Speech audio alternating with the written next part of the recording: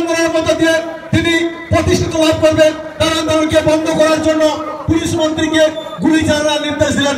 সেই আন্দোলন যখন চলছে তখন মার্ক্সবাদী কমিউনিস্ট পার্টির পুলিশ বাহিনী সেই আন্দোলনের উপর গুলি বর্ষণ করেছিল।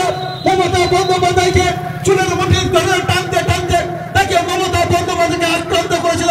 সেই দিনের সেই 21শে জুলাই কলকাতার ধর্মতলায় সেই নবান্ন অভিযানে সেখানে রক্ত লাগিয়ে দিয়েছিল।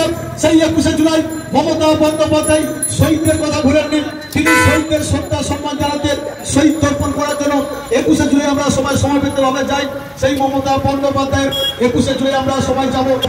যখন আন্দোলন করেছিলেন আমরা দেখেছি 2011 সালের আগে মার্ক্সবাদী বিভিন্নভাবে যেভাবে শোষণ শাসন অত্যাচার যেভাবে মানুষের অধিকারকে হরণ করেছিল সে কথাগুলো আমরা সবাই জানেন।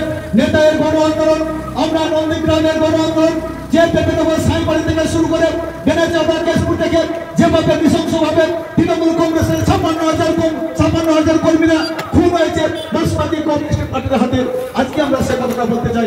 আজকে মমতা বন্দ্যোপাধ্যায় যখন ক্ষমতায় এলেন, মমতা বন্দ্যোপাধ্যায় তিনি বাংলায় তিনি আঁচল পেতে পেতে ভিক্ষা করেছিলেন।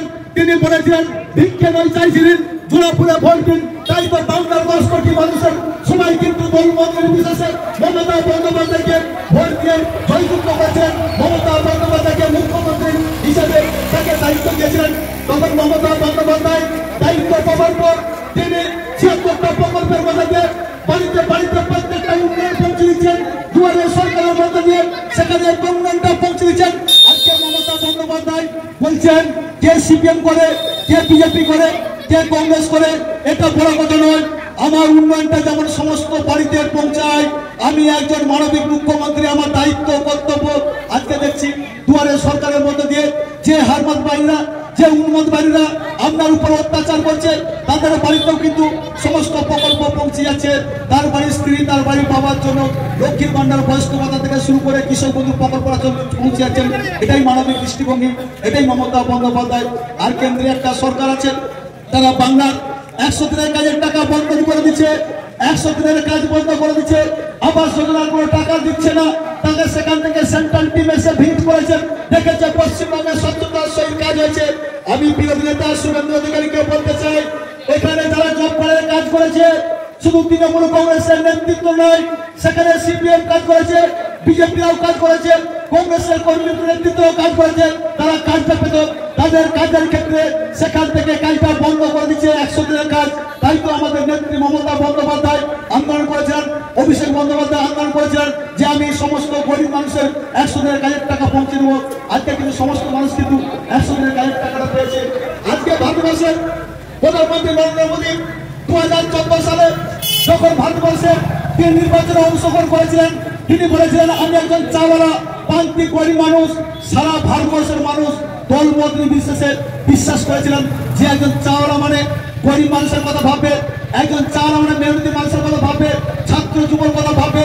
আজকে বলেছিলেন প্রতি বছর 2 কোটি করে আমি কর্মসংস্থান করবো, আমি প্রত্যেকের অ্যাকাউন্টে 15 লক্ষ টাকা দেবো, সমস্ত দ্রব্যমূল্য জিনিসের দাম কমিয়ে দেবো।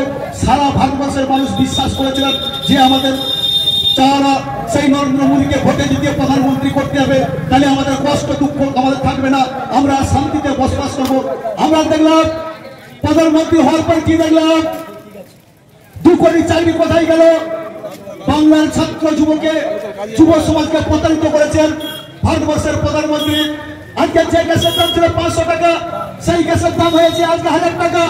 আজকে যে পেট্রোলের দাম ছিল 60 টাকা, সেই পেট্রোলের দাম হয়েছে 160 টাকা। আজকে এক টাইম আমরা 10 টাকায় ফোন করতে পারতাম, সেখানে আপনাকে 200-300 টাকা ভরতে হচ্ছে ফোনে।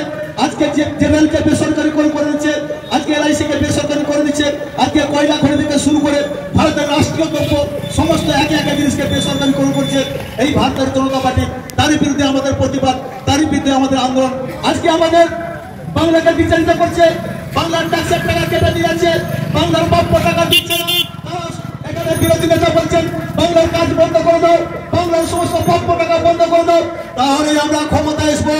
বাংলার মানুষ জানে মমতা বন্দ্যোপাধ্যায় আছেন, মমতা বন্দ্যোপাধ্যায় 10 কোটি মানুষের জন্য প্রকল্পের মধ্যে দিয়ে বাংলাকে কোনোভাবে আঘাত না আনতে পারে। তাই তো মমতা বন্দ্যোপাধ্যায় প্রকল্পকে কিন্তু একটাও বন্ধ করেননি। তিনি প্রকল্প চালিয়ে যাচ্ছেন।